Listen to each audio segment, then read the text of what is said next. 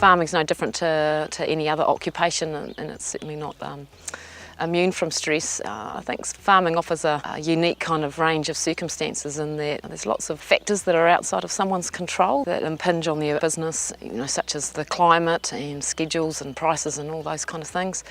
But also farming's not just an occupation, it's someone's livelihood often, it's their lifestyle, it's their family life and so forth. So there's a lot that it's depending on, I guess, so that can really up the ante. I guess when you're a mum and you're a wife and you're a community member, you often go, my time will come, and sometimes we're just letting years roll by and not letting our time come. What about looking after this person as well as everybody else? Because I do see a lot of women that are just so bound up, and their well-being suffers dreadfully because their husband is unwell, because they've actually stopped doing all the things that they need to do. So they've stopped socialising, they often shut down, they don't go and visit their friends or anything, they maybe don't share what they're going through, and so therefore their well-being as well as their husband's is suffering.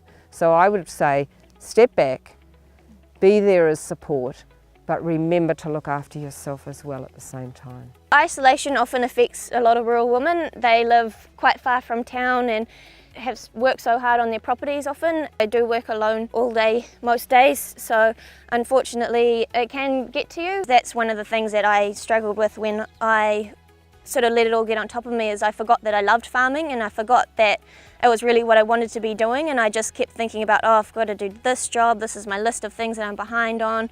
And I didn't take time to stop and cuddle my lambs and all that sort of thing, the parts that I got into in the first place. When people are under a lot of demands and so forth, the things that go out the window, the things we know, the factors that we know are actually keep us well. So they're things like socialising and connecting with other people, their exercise, your nutrition, continuing to learn stuff, continuing to contribute, and also doing enjoyable activities. So that's off-farm stuff. I find that the way to manage my own stress is I really have to be quite organised. I keep a diary that helps me to really plan out my week, and don't forget within that week you have to have the break times, and don't forget to plan those in as well. For example, I volunteer at Riding for the Disabled, and that's quite a relaxing way that I know that I'm being helpful to some people and helpful to the organisation, so I do think giving back is a big one as well. Farming is a lifestyle, and it got to the point that it was so busy that we actually couldn't stop and smell the roses. It was really important that we stopped and enjoyed our children.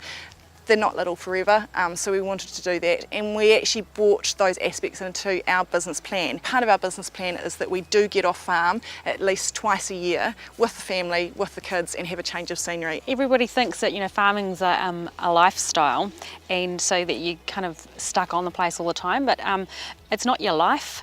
Your family is your life, and you have other hobbies and friends and things that you got to do. That's why we get off the place, because we want to have a laugh, have a good time, and don't want it to be all about work. Farmstrong just gives people the tools to put wellbeing at the forefront of their thinking. We're so wound up in our businesses often, and so thinking about the wellbeing of our animals, but this wellbeing of ourselves often gets pushed very much to the side. Time away is incredibly important because it just lowers your stress levels generally.